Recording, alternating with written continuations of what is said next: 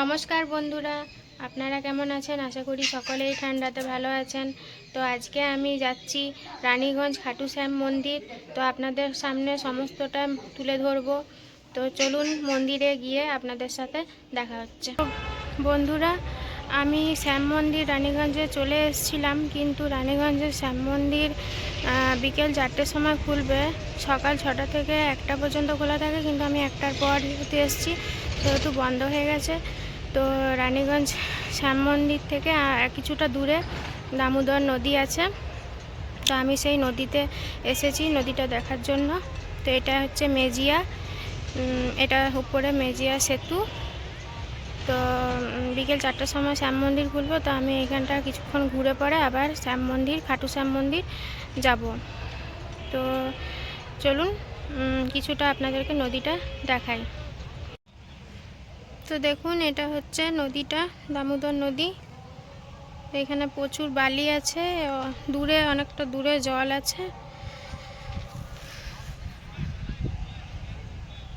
আর এটা হচ্ছে ব্রিজ, এটা বাঁকুড়া যাওয়ার রাস্তা।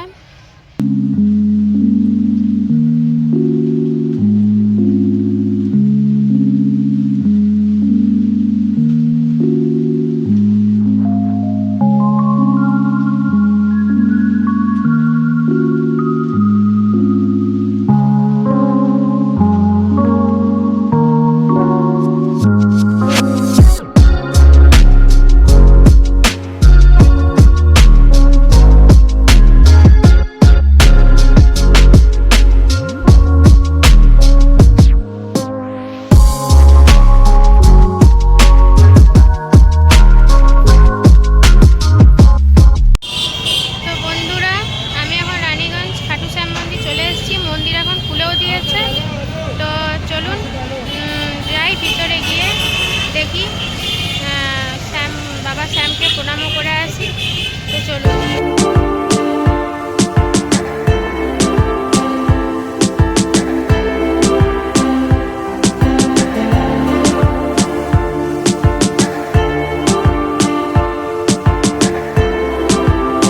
তো বন্ধুরা, আমি এখন উপরে উঠছি, মন্দিরে যাচ্ছি। মন্দিরের ভেতরে ভিডিও করতে দেবে না, বারণ আছে। তো যতটুকু বাইরেটা দেখাতে পাচ্ছি আপনাদেরকে, অতটুকুই আপনারা দেখুন। পারলে একবার আপনারাও রানীগঞ্জ শ্যাম মন্দির আসবেন, ভালো লাগবে। তো চলুন যাই ভিতরে।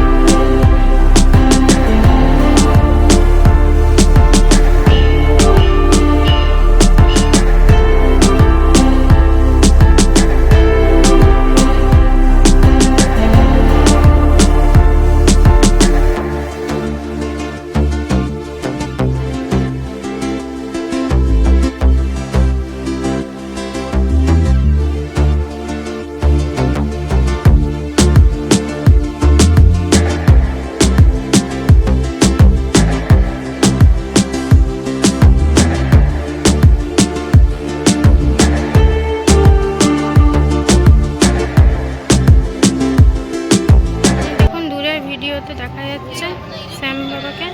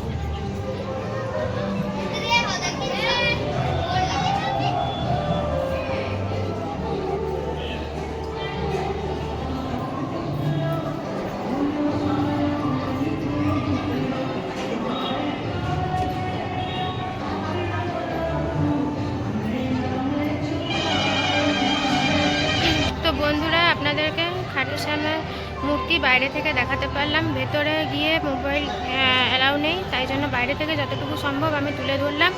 তো আমি এখন মন্দিরের বাইরে বেরিয়ে গেছি। এই দেখুন মন্দিরের বাইরেটা।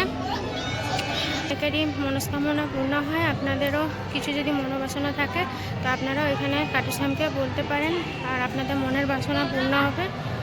তো আমার খুব ভালো লাগলো এখানে এসে, আর আশা করছি আপনারাও এলে আপনাদেরও ভালো লাগবে। তো একবার হলেও রানীগঞ্জ খাটু শ্যাম মন্দির আসবেন। আর ভিডিওটা বেশি বড় করছি না, তো এখানে ভিডিওটা শেষ করছি। তাহলে দেখা হচ্ছে নেক্সট ভিডিওতে।